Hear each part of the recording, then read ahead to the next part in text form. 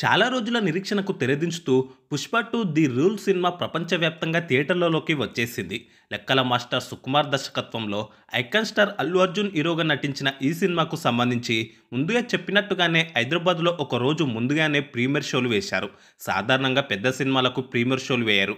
అలాంటిది ఏకంగా pan India లెవెల్లో విడుదలైన 'పుష్ప 2' సినిమాను ధైర్యం చేసి ఒక రోజు ముందుగానే ప్రీమియర్ షోలు వేశారంటే కంటెంట్పై మూవీ టీం ఎంత కాన్ఫిడెంట్గా ఉందో అర్థం చేసుకోవచ్చు. సౌత్, నార్త్ అనే తేడా లేకుండా ప్రపంచవ్యాప్తంగా 'పుష్ప' సినిమా కోసం అభిమానులు 1000 కళ్ళతో ఎదురుచూస్తున్న సంగతి మనకు తెలిసిందే.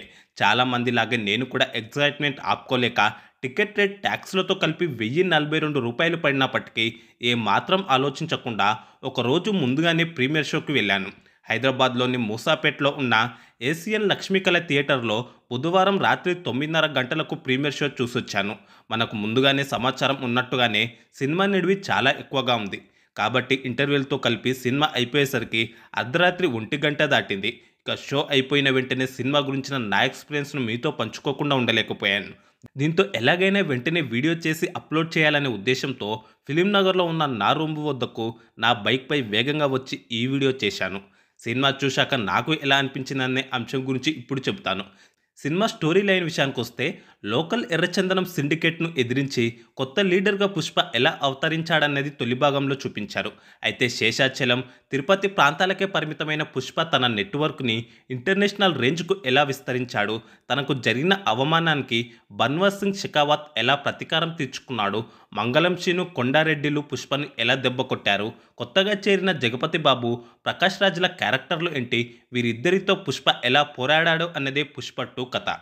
సాధారణంగా ఏ సినిమాకు అయినా పాజిటివ్, నెగిటివ్ పాయింట్స్ అనేవి కామన్. కాబట్టి ముందుగా సినిమాకు సంబంధించిన పాజిటివ్ అంశాల గురించి మాట్లాడుకుందాం. ఈ సినిమాకు అతిపెద్ద పాజిటివ్ అంశం అల్లు అర్జున్. అవును, మొదటి పార్ట్ అయిన 'పుష్ప ది రైజ్' సినిమాలో అల్లు అర్జున్ తన 1 మన్ షోతో ఎలా ఆకట్టుకున్నాడో ఇందులోనూ అదే చేశాడు. నన్ను అడిగితే పార్ట్ 2లో కూడా పుష్పరాజుగా బన్నీ 1 మన్ షో ప్రదర్శించాడు. పార్ట్ 1లో మాదిరిగానే ఇందులోనూ తన మార్కు నటన, మేనరిజం, డైలాగ్ డెలివరీ, యాక్షన్, డ్యాన్స్లతో ఐకాన్ స్టార్ అల్లు అర్జున్ కుమ్మేశాడు. సినిమా మొదలైనప్పటి నుంచి అయిపోయే వరకు పుష్పరాజ్ ఇరగదీశాడు. బన్నీ స్క్రీన్పై కనిపించినప్పుడల్లా ఒక మంచి అనుభూతి ఉంటుంది. ఇక ఎంట్రీ సీన్, ఇంటర్వెల్ బ్యాంగ్లో వచ్చే జాతర సీన్లో అల్లు అర్జున్ను చూడడానికి 2 కళ్ళు సరిపోలేదు. ముందు నుంచి కూడా ఈ సినిమాలో జాతర సీన్ హైలైట్ అని చెబుతున్న సంగతి తెలిసిందే. చెప్పినట్టుగానే సినిమాలో జాతర సీన్ అదిరిపోయింది. అమ్మవారి గెటప్లో బన్నీ విశ్వరూపం చూపించాడు. ఆ తర్వాత శ్రీవల్లితో రొమాన్స్లో, ఎమోషనల్ సీన్స్లో బన్నీ తన మార్కు చూపించాడు. డ్యాన్సుల్లో బన్నీ గురించి కొత్తగా చెప్పేదేముంది. ఇందులోనూ ప్రేక్షకుల మధ్యలో నిలిచిపోయే తన మార్కు స్టెప్లతో హుషారెత్తించాడు. తన యాక్షన్తో దుమ్ము లేపాడు. ఫస్ట్ హాఫ్ అంతా కూడా నాకు చాలా బాగా నచ్చింది.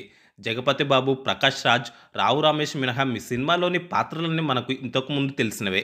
ఎందుకంటే మొదటి పార్ట్లో ఉన్న పాత్రలే ఇందులోనూ ఉన్నాయి.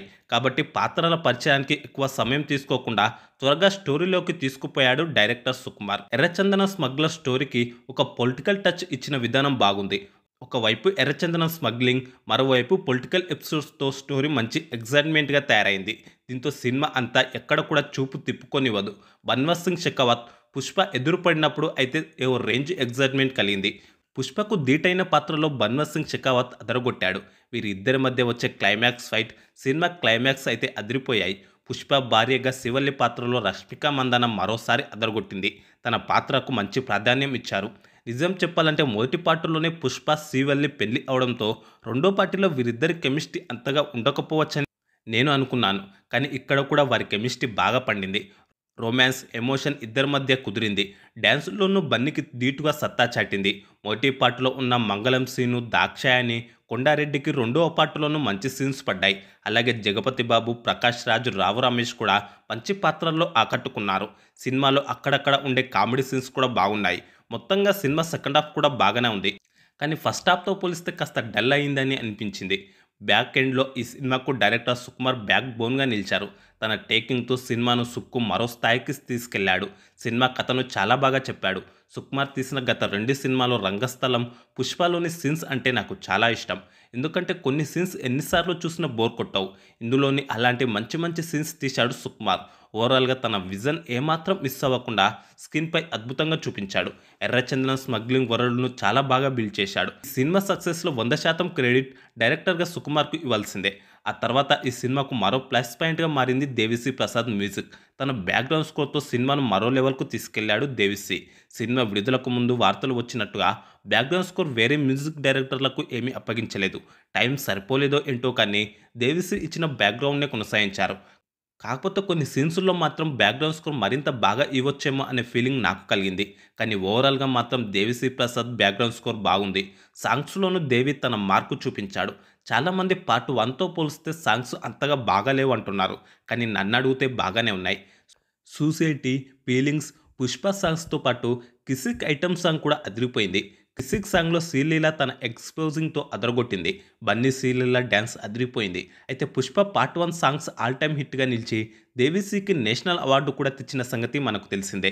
అయితే ఇక్కడ మనం గుర్తుంచుకోవాల్సింది ఏంటంటే ప్రతిసారి నేషనల్ అవార్డు వచ్చే రేంజ్లో మ్యూజిక్ కొట్టాలంటే కష్టమే.